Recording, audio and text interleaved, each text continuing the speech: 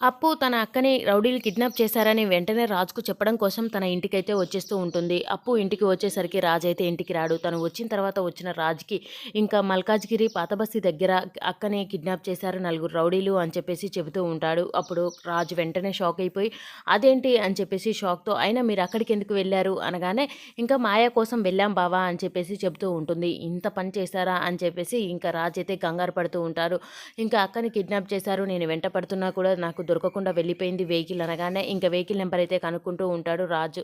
ఇంకా కనుక్కొని వెంటనే పోలీసులకు ఇన్ఫర్మేషన్ ఇచ్చి ఎలాగైనా తన భార్యను కాపాడుకోవాలని చూస్తూ ఉంటాడు. ఇంకా కావ్యని మాత్రం ఆ రౌడీలు తీసుకెళ్ళి తనకి ప్లాస్టర్ వేసి ఇంకా అక్కడ ఉన్న అమ్మాయిలందరికీ అక్కడ ప్లాస్టర్ వేసి కూర్చోబెడతారు ఒక రూమ్లో. రాజు అయితే వెంటనే పోలీసులకు ఆ ఇన్ఫర్మేషన్ ఇచ్చేసి ఇంకా కనుక్కుంటూ ఉంటాడు. అప్పుడు పోలీస్ ఇన్స్పెక్టర్ తనకి ఫోన్ చేసి ఇలా మాట్లాడుతూ ఉంటారు. ఇంకా అక్కడ జేమ్స్ అనే ఒక అతను ఇక్కడ ఒంటరిగా దొరికిన అమ్మాయిల్ని కిడ్నాప్ చేసి ఇంకా తనైతే 2 రోజుల్లో మనం వీళ్ళని పట్టుకోకపోతే వాళ్ళనైతే దుబాయ్‌కి పార్సల్ చేస్తూ ఉంటారు. ఖచ్చితంగా 2 రోజుల్లో వెతికి పట్టుకోవాలి సార్ అని చెప్పేసి తనకి ఇన్ఫర్మేషన్ ఇస్తూ ఉంటాడు. ఇంకా ఇక్కడ అప్పు మాత్రం చాలా భయపడుతూ ఉంటుంది. మా అక్కని ఏం చేస్తున్నారో ఏమో ఆ రౌడీలు అని చెప్పేసి కంగారు పడుతూ ఉంటుంది. ఇక్కడ రాజు పరిస్థితి కూడా అంతే.